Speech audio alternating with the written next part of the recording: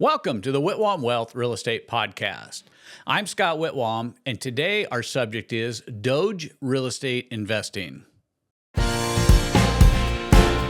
Welcome to the Whitwam Wealth Real Estate Podcast with Scott Whitwam, your blueprint to financial abundance. Settle in as we explore the mindset and methods for wealth building through real estate.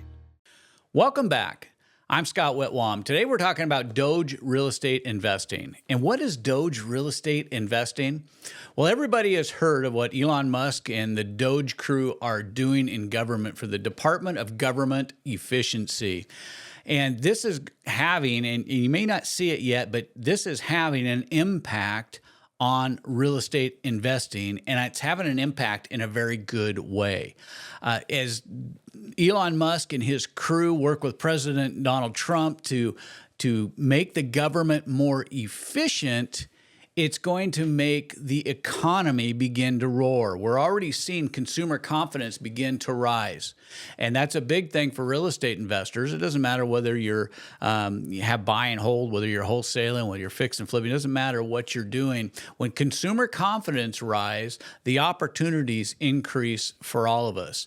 There is so much buyer and seller pent up frustration from the last 3.5 years, started about March of 2022, and really is still running because we just got the latest government numbers from the last quarter of the Biden administration that showed that inflation was about 3.4%, going the opposite direction that Jerome Powell said it would be at the Fed.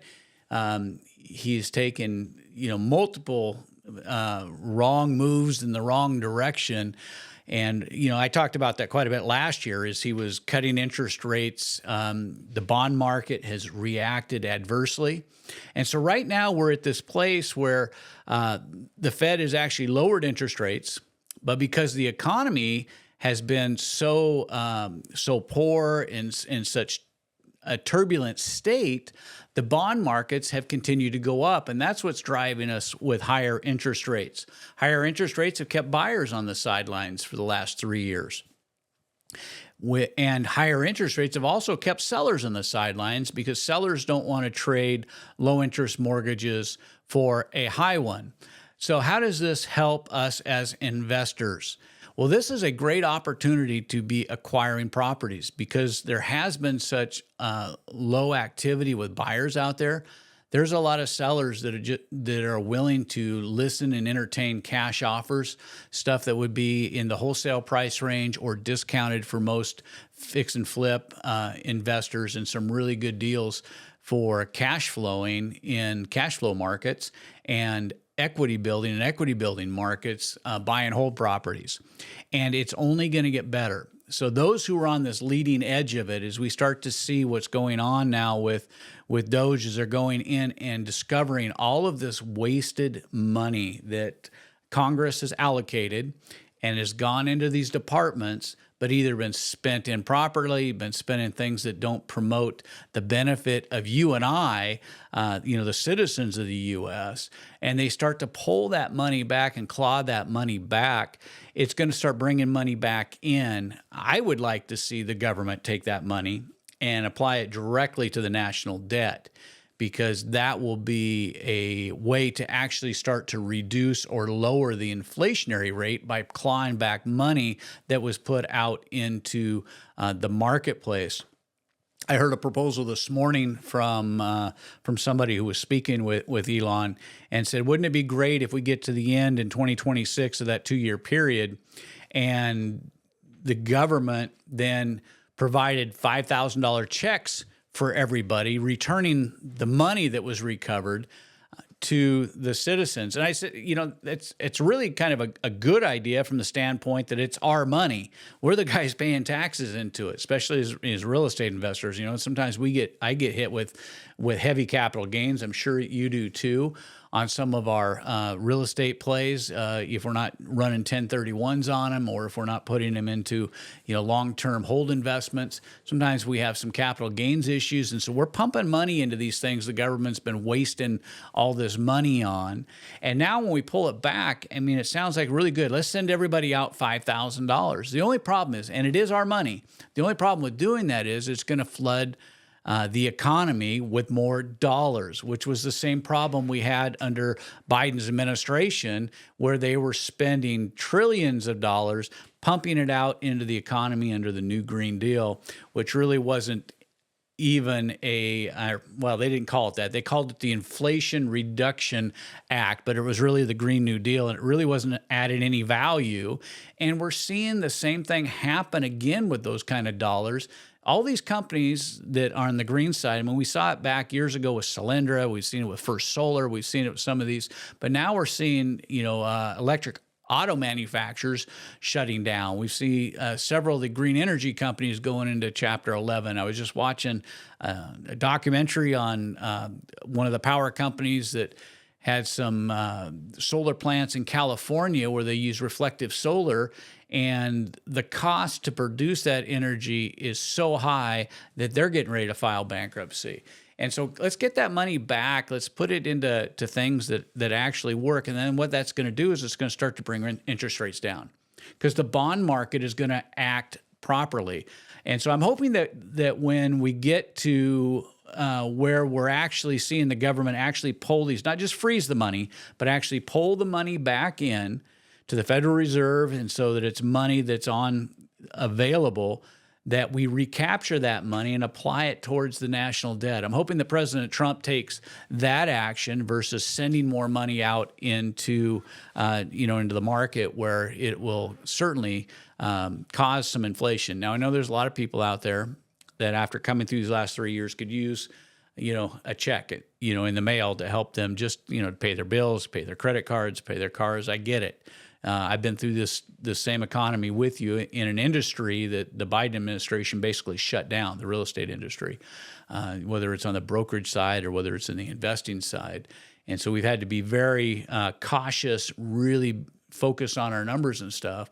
So I understand how neat the windfall would be and how beneficial it would be to some families. But I think overall, when I'm thinking about my kids, when I'm thinking about my grandkids and my great-grandkids, I much rather see that money be placed towards the federal debt and get it down, and let's build a strong economy that can bring reasonable interest rates. I think if we get our interest rates back, we'll just say in the 5% area, 5.5%, you're going to see the floodgates open.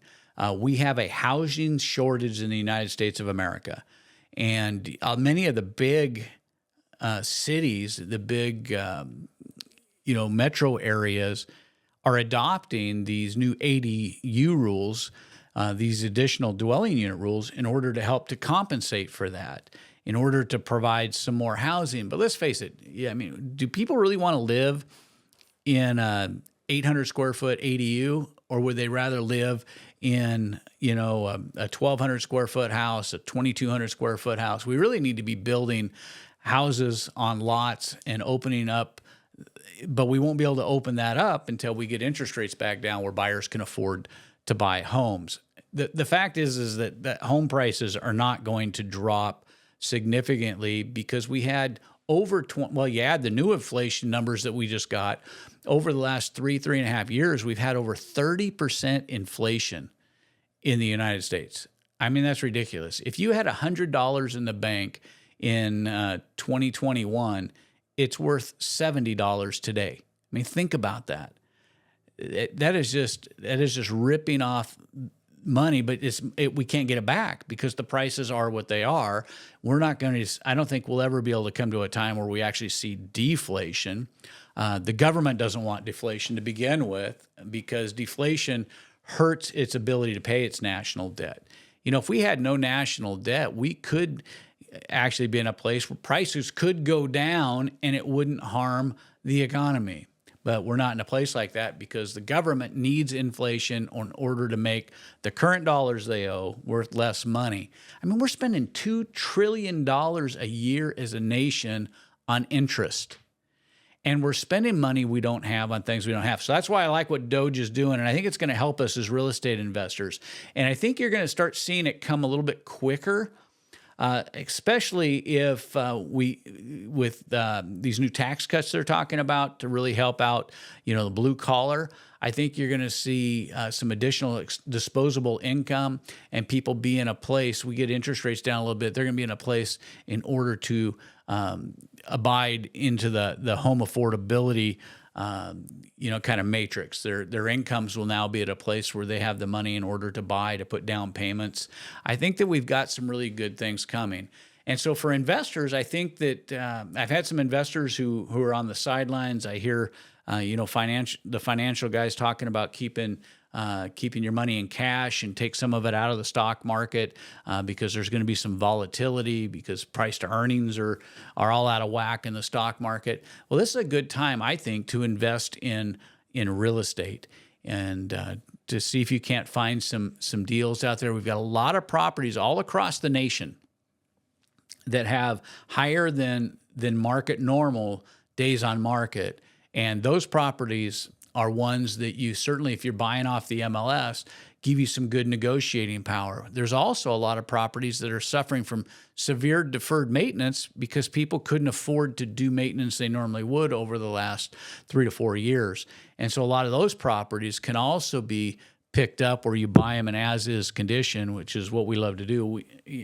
My company likes to work direct with seller. That's our main mode. But I've got some friends who buy off the MLS and do real good. But if we can get direct to seller, a lot of times you can go over the deferred maintenance issue and provide an opportunity for people who would rather get out from under the burden currently and pick those properties up. I think that that we're going to see things get even better. You're going to see the political discourse, I think, continue to rage during this time because I think Elon Musk is upsetting a lot of apple carts right now, whether it'll be at Social Security, whether it's going to be at Treasury, whether it's going to be like at the U.S. Aid Department, which they basically have shut down and rolled back under the State Department because of, the list of things. And, you can watch any of the conservative news outlets who are actually talking about this thing and just see the list of the millions and billions of dollars going to things that we don't need to be funding.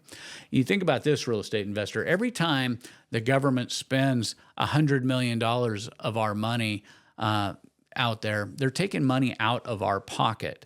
Now, if they're building bridges, if they're fixing roadways, how many of us would appreciate some of the freeways and highways being rebuilt? But if they're doing those kind of things, they're actually servicing our industry, creating better transportation for delivery of goods and services, creating better communities, giving better thoroughfares. I've been on some of these freeways in some of these states, and I just can't believe it. It's like, where is the federal highway money? Where is the state highway money? I go to California and I hit some really bad roads. I'm thinking, I'm paying $7 a gallon for gasoline in California. What are they doing with the tax money?